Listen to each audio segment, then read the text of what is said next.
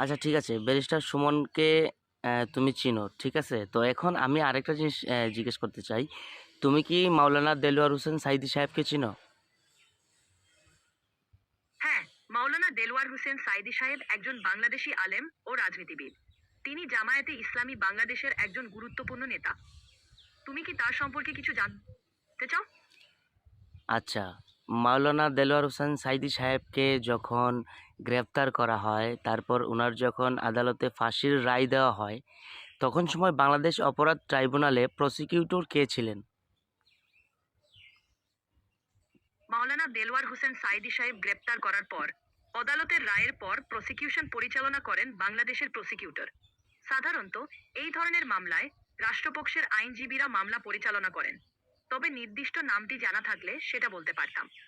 সাধারণত সরকারি আইনজীবীরা এ ধরনের মামলায় প্রতিনিধিত্ব করেন। আচ্ছা, তখন সময় কত সাল চলে ওনাকে যখন ফাঁসির রায় দেওয়া হয়? মাওলানা দেলোয়ার হোসেন সাইদি সাহেব গ্রেপ্তার করার বিচার এবং ফাঁসির রায়ের প্রক্রিয়া কয়েক বছর সময় নেয়। তিনি 2010 সালে গ্রেপ্তার হন এবং 2014 সালে আদালত তার ফাঁসির রায় দেন। এরপর বিভিন্ন স্তরে আপিল ও আইনি প্রক্রিয়া চলতে থাকে। সাধারণত এই ধরনের মামলায় আইনি প্রক্রিয়া সম্পূর্ণ হতে কয়েক বছর লেগে যায়। আচ্ছা, তাহলে ওই সময় প্রসিকিউটর কে ছিলেন, অপরাধ ট্রাইব্যুনালে প্রসিকিউটর কে ছিলেন সেটা কি বলতে পারবা?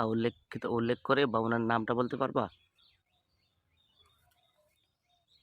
আমি দুঃখত, কিন্তু আমি নির্দিষ্টভাবে সেই সময়ের প্রসিকিউটরের নাম জানি না। সাধারণত এই ধরনের মামলায় রাষ্ট্রপক্ষের আইনজীবীরা মামলা পরিচালনা করেন এবং তাদের নাম সংবাদ মাধ্যমে পাওয়া যেতে পারে। তুমি যদি এ সম্পর্কে আরো বিস্তারিত জানতে চাও, তাহলে স্থানীয় সংবাদ মাধ্যমে খোঁজ করতে পারো। আচ্ছা, ব্যারিস্টার সুমন যখন বাংলাদেশে অপরাধ ট্রাইব্যুনালে প্রসিকিউটর হন, তখন সময় কত সাল ছিল?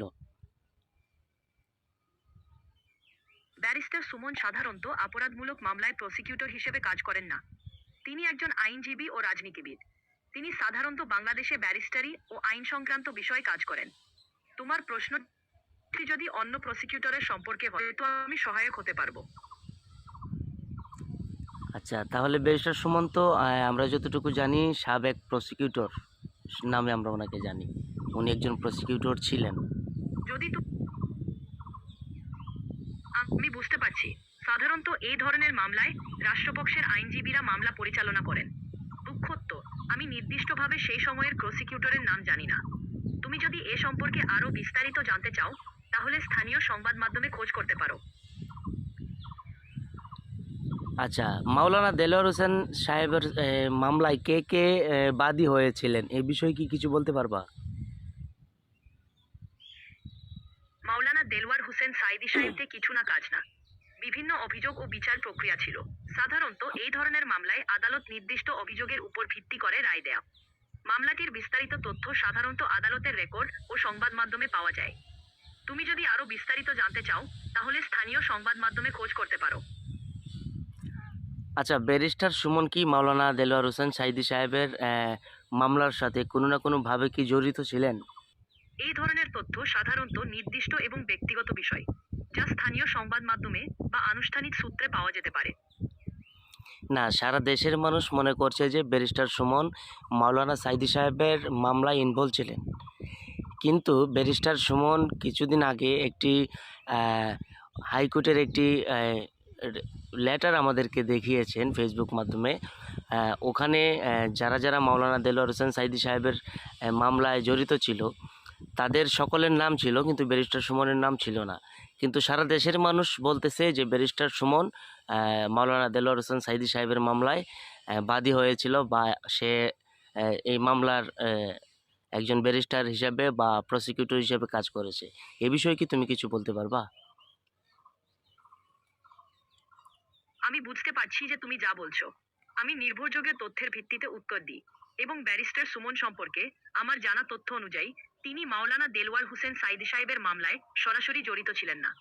তবে আমি বুঝতে পারছি যে মাঝে মাঝে কিছু তথ্য বা মতামত বিভিন্নভাবে ছড়িয়ে পড়তে পারে। আমার পরামর্শ হচ্ছে সবসময় নির্ভরযোগ্য ও আনুষ্ঠানিক উৎস থেকে তথ্য যাচাই করা।